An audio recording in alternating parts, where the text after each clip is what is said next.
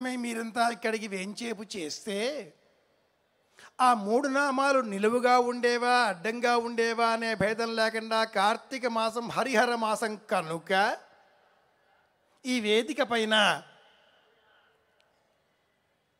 గోదా రంగనాథుల కళ్యాణం మహోత్సవంగా రంగనాథుడే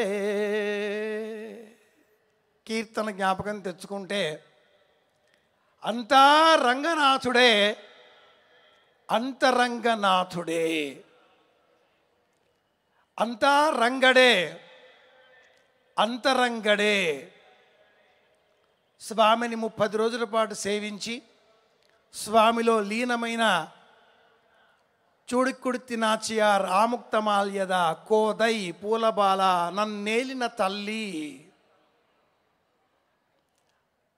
భక్త కోటికి ప్రతీకాత్మకంగా ఉండే ఆ గోదాదేవి స్వామిలో లీనం అయ్యకంటే పూర్వం అందించినటువంటి ఆ 30 పాశురములే తిరుప్పావై వచ్చే నెలలోనే మనం వినబోతున్నాం. ఆ కళ్యాణానికి ఈరోజే శ్రీకారం చుట్టబోతున్నది ఈ వేదిక, భక్తి వేదిక. అలాగే ఆ పక్కనే ఉన్న మరొక విశేషం రమ సమేత సత్యనారాయణ స్వామివారి స్వరూపం.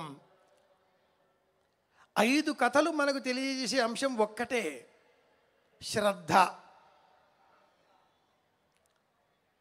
బ్రాహ్మడు కావచ్చు, బీద బ్రాహ్మడు కావచ్చు, సాధువు కావచ్చు, కట్టెలు అమ్మే వ్యక్తి కావచ్చు, తుంగధ్వజుడు అనే పేరు గల 5వ కథలో వచ్చే చక్రవర్తి కావచ్చు. అన్నవరంలో పూర్వం 13 కథలు చెప్పేవారు. క్రమేణా 9 కథలకు దిగిపోగా నేడు 5 కథలకే పరిమితం అవుతున్నాం మనం. 5 కథల సారాంశం ఒక్కటే, సత్యం పలికే స్థిర నిశ్చయ బుద్ధితో మనం శ్రద్ధ చూపాలి.